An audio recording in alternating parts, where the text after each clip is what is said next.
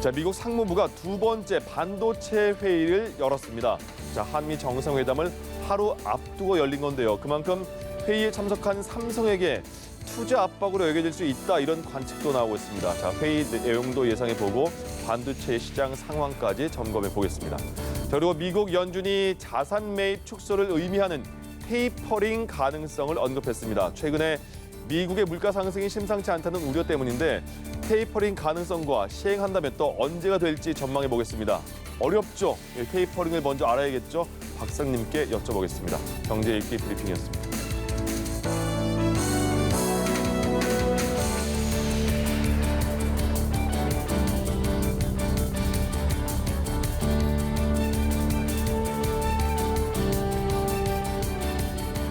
네, 김대호의 경제 읽기 이어가겠습니다. 김대호 경제학 박사와 함께하겠습니다. 어서 오십시오. 네, 반갑습니다. 네, 안녕하십니까.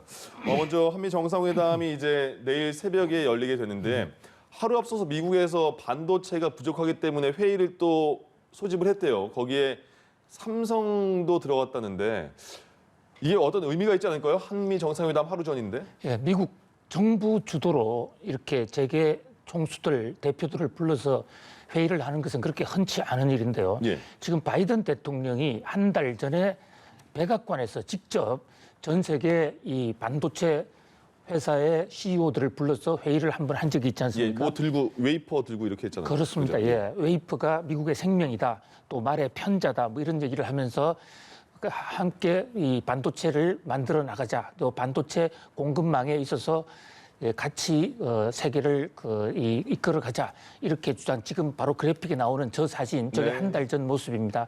그런데 지금 방금 전에 미국 상무부 주도로, 미국 우리로 치면 산업자원부죠, 상무부 주도로 당시 이 백악관 회의에 참석했던 업체들을 다시 한번 소집을 해서 예. 반도체 대책 회의를 했거든요.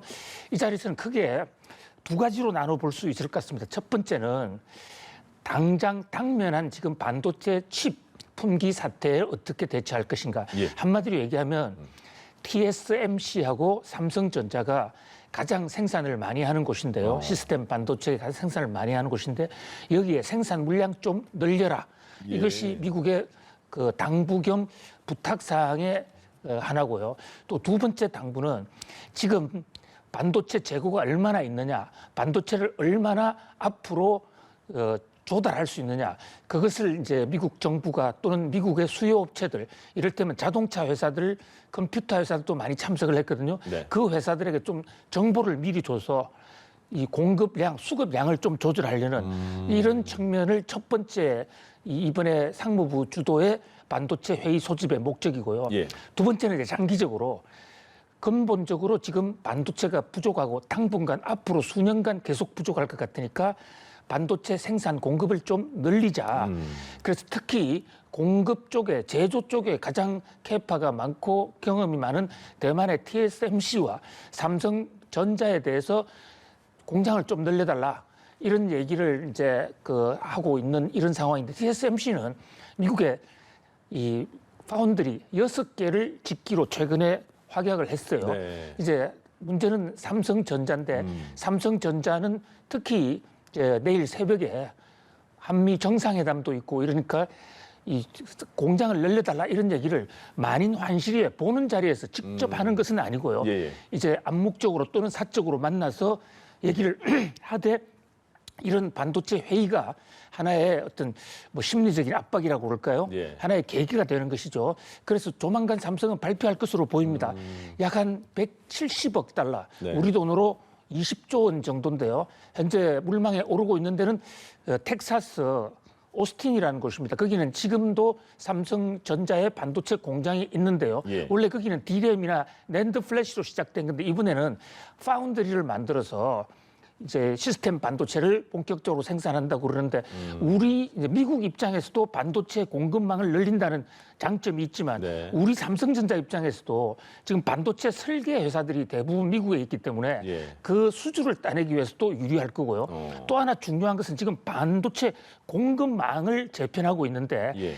거기서 반도체 공급망이라는 것은 설계에서부터 소재, 부품, 장비, 제조 이런 데 거기서 혼자서는 아무것도 할 수가 없거든요. 그 공급망 안에 들어가서 주요한 자리를 차지하고 있으면 이제 주도적으로 반도체 산업을 이끌어갈 수 있기 때문에 예. 이 공급망 안에 들어갈 수 있다는 거, 이것은 상당히 삼성전자로서도 또 우리나라 이 반도체 산업으로서도 상당히 의미 있는 오늘의 반도체 회의가 된 것으로 봅니다. 그리고 또 올해 메모리 반도체 시장이 호황기에 진입해서 내년에 사상 최대의 실적을 거둘 것이다, 이런 전망까지 나오고 있는 상황인데, 여기에 맞물리면 지금 말씀하신 우리 기업들이 이렇게 미국의 큰 기업과 연계해서 반도체, 뭐 전기차 이 시장을 함께 만들어 간다면 더 좋은 기회도 될 수 있을 것 같아요. 그렇습니다. 반도체가 뭐 잘 아시는 대로 메모리와 비메모리가 있지 않습니까? 네. 그중에서 우리 메모리 반도체는 한국이 세계 제1위입니다. 예. 기술도 1위고 시장 매출 점유율도 1위인데요. 전체 세계에서 거래되는 메모리 반도체 약 75%가 우리 삼성전자와 SK 하이닉스가 만들어내는 것이에요. 네. 품질도 제일 좋고요. 그런데 지금 세계 이 각종 전문 기관에서 앞으로 반도체 수요가 어떻게 될 것이냐 전망을 보니까 이 메모리 반도체가 앞으로 한 3년간 폭발적으로 늘어난다는 것입니다. 메모리 반도체는 비메모리에 비해서 좀 시장에 따라서 그 수요가 늘어났다가 빠르게 줄었다가 하는 이런 좀 계절적 그 바람을 타는 그런 단점이 있었거든요. 네. 그래서 2020년과 2016년도에 우리나라 전자산업이 좀 휘청했습니다. 근데 앞으로 한 3년간은 이 메모리 쪽에 수요가 폭발적으로 난다. 지금 그래픽 그림을 보시면 네. 2018년에서 19년으로 한 2년간 떨어졌지 않습니까? 예. 그러다가 올해 좀 늘어났고 내년, 내후년에 폭발적으로 늘어난다. 그런 면에서 우리나라 반도체 산업으로서는 상당히 또 하나의 서광이 비친다. 이렇게 볼 수 있겠습니다. 그렇군요. 내일 또 한미 정상회담 결과에 또 어떤 내용이 포함될지도 기대해 보겠습니다. 그리고 제가 앞서 말씀드리면서도 이거 좀 어려운데라는 생각, 미국 중앙은행 연준이 테이퍼링, 그러니까 자산 매입 축소 가능성을 처음 시사했다, 이런 얘기가 나와요. 예. 이게 굉장히 주목을 끌어야 되는 이슈라고 하던데 테이퍼링을 모르면 알 수가 없네요, 내용을. 앞으로 이제 당분간 한 1년여 동안은 테이퍼링을 모르면 경제를 논하지 못할 것이고 예. 경제 전망도 못할 것입니다. 그런데 지금 앵커님 말씀하신 테이퍼링 그렇게 뭐 어려운 용어가 아니에요. 쉽게 부탁드립니다. 예, 한마디로 얘기하면 살 빼기. 어. 살빼기인데 우리가 코로나19 상황에서 전 세계가 돈을 마구 풀었습니다. 네. 무너져가는 경제를 살리기 위해서 처음에는 금리를 내려서 미국 금리가 제로가 됐거든요. 예. 그래도 경제가 살아나지 않을까. 그때는 중앙은행이 돈을 풀었습니다. 중앙은행이 돈 푸는 방식을 흔히 양적 완화라고 그러는데요. 네. 영어로는 quantitative easiness, 돈의 양을 늘린다는 겁니다. 늘리는 방법은 중앙은행이 시중에 있는 채권을 막 사들이면 예. 돈을 찍어서 채권을 사들이면 그 돈이 시중에 풀리니까 통화량이 늘어나고 이제 그게 경기 부양 효과가 있거든요. 네. 그런데 이 돈이 너무 많이 풀리면 인플레라든지 또 빈익빈 부익부 이런 현상이 올 수 있어요. 자, 지금 그래픽에 그림이 참 잘 나와 있는데요. 예. 지금 제일 왼쪽 위에 코로나 때문에 어려워서 지금 땀이 나지 않습니까? 네. 그러니까 이제 돈을 풉니다. 돈을 푸니까 경기가 좋아져요. 그게 오른쪽 밑으로 경기가 좋아지는데 그 오른쪽 밑에 가운데 부분에 물가가 올라간단 말이죠. 예. 이 부작용이 있으니까 이제 돈 푸는 것을 조금 속도 조절을 하자.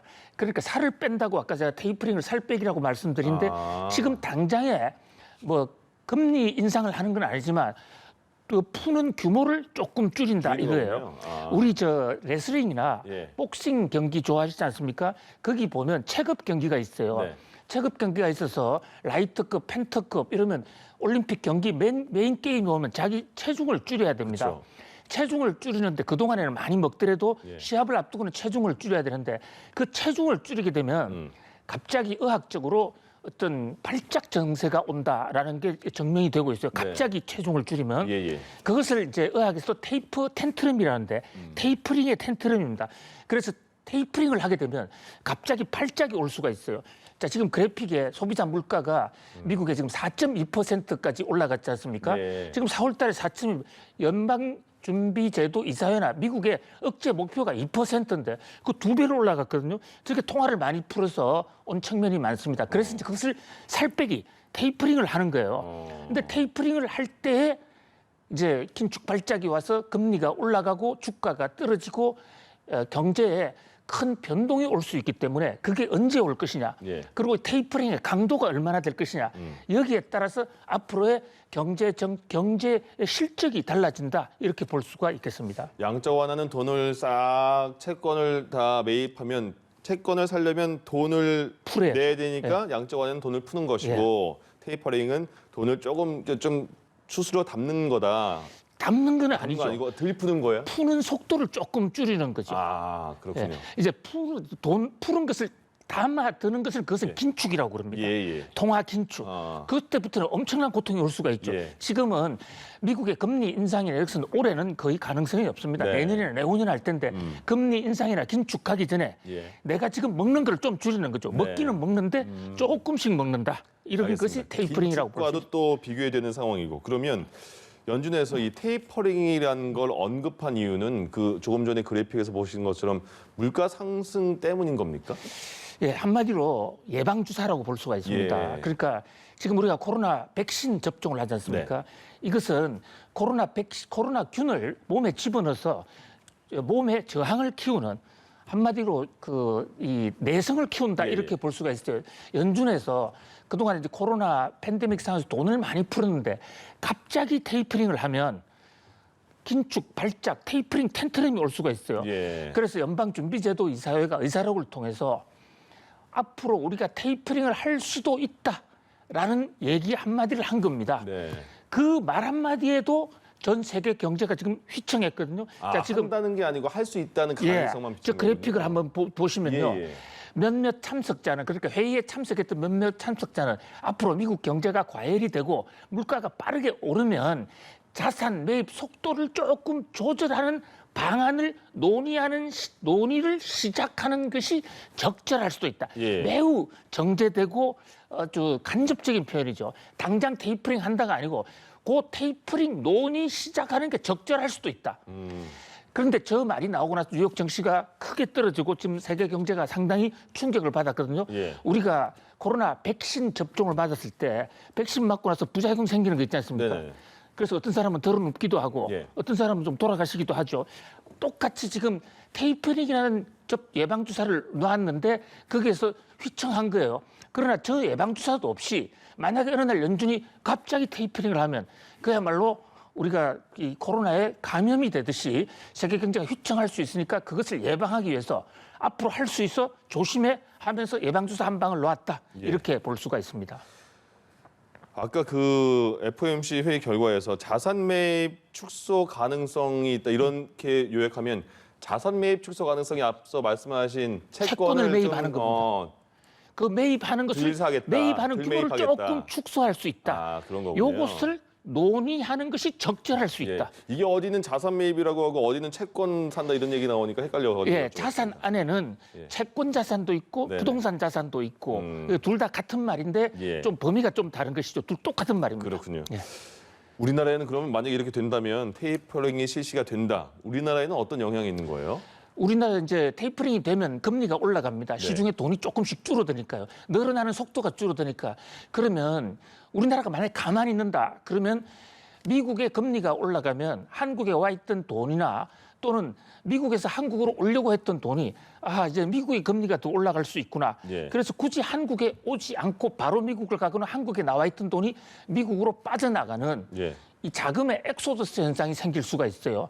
그러면 돈이 빠져나가니까 외국인 자금이 빠져나가니까 우리나라 주가도 떨어질 수가 있고 네. 그래 되면 또 우리나라 입장에서는 미국과의 균형을 맞추기 위해서 환율의 균형을 맞추기 위해서 우리도 금리를 올리거나 아니면 우리도 좀 테이퍼링을 해야 돼요. 우리도 지금 이 한국은행이 예. 미국과 같은 방식으로 양적 완화를 좀 하고 있거든요. 그럼 그 양적 완화 속도를 자산 매입 속도를 조금씩 줄여야 된단 말이죠. 그렇게 되면 금리가 올라가면 네. 금리가 올라가면 기업체에 부담이 되고 가계 자금에도 부담이 되니까 그동안 세계 경제가 금리가 쌌고 뭐 거의 제로 금리였죠. 제로 금리였으니까 은행 대출 받아가지고 투자를 해도 거의 어떤 것을 하더라도 거의 돈을 벌 수 있는 예. 그야말로 그 땅 짓고 헤엄치는 투자의 시대가 있었죠. 그런데 이제는 조금은 어려워지는 시대로 온다. 그런데 그런 면에서 우리도 미리 좀 대비할 필요가 있다. 갑자기 금리가 오른다고 해서 뭐 나라가 망하거나 경제가 무너지는 건 아니지만 예. 경제의 구조, 거시경제의 구조가 바뀌기 때문에 그 바뀌는 구조에 좀 미리 대처할 필요가 있다. 그런 면에서 테이퍼링, 저 예방주사 우리도 맞아가면서 좀 준비할 필요가 있다고 봅니다. 그렇군요. 자, 마지막으로 가상화폐 시장 좀 살짝 보겠습니다. 중국에서 비트코인 채굴이나 그런 거 다 막겠다, 거래도 막겠다. 이렇게 단호하게 대응을 했고, 미국에서도 재무부가 $10,000 이상 가상화폐를 거래할 때는 국세청에 신고를 해야 된다 이렇게 했어요. 가상화폐 시장 앞으로는 어떻게 움직일까요?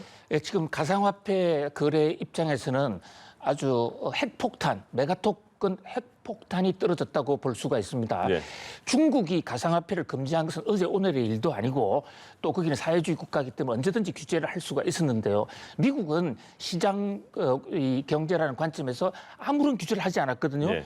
그런데 이제는 $10,000 이상 거래하면 $10,000면 1,000만 원입니다. 네. 거기 거래를 하면 사고 파는 것은 물론이고 그게 은행에서 돈 받고 줄 때라든지 또는 가상화폐 거래소 이걸 모두 국세청에 신고해야 되거든요. 가상화폐를 우리가 보유하는 데에서 많은 사람들은 저 돈은 정부가 내가 소유하고 있는지를 모르겠지. 그런 은밀성, 은닉성 예. 이것 때문에 가상화폐를 소유하는 사람들이 많았는데 예. 이제 저 신고를 하게 한다면 가상화폐를 가지고 이제 도망갈 수가 없는 것이죠. 그런 면에서 이제 이 비자금이라든지 자금 세탁을 할 수 있는 시대는 상당히 이제 지났다. 그런 면에서 가상화폐 거래는 상당히 충격을 받을 것으로 보입니다. 그러나 예. 또 이 블록체인 기술이라든지 이런 것이 필요한 것이고 또 실수요가 있는 것이기 때문에 실거래 면에서는 오히려 제도권으로 들어가고 미국 국세청으로부터 인정을 받는 것이기 때문에 예. 정상적인 거래는 오히려 활성화될 수 있는 동전의 양면과 같은 그런 효과가 나올 것으로 보입니다. 알겠습니다. 테이퍼링을 모르면 경제를 모른다. 그래서 김대호 박사님이 잘 알려주셨습니다. 오늘 말씀 고맙습니다. 감사합니다.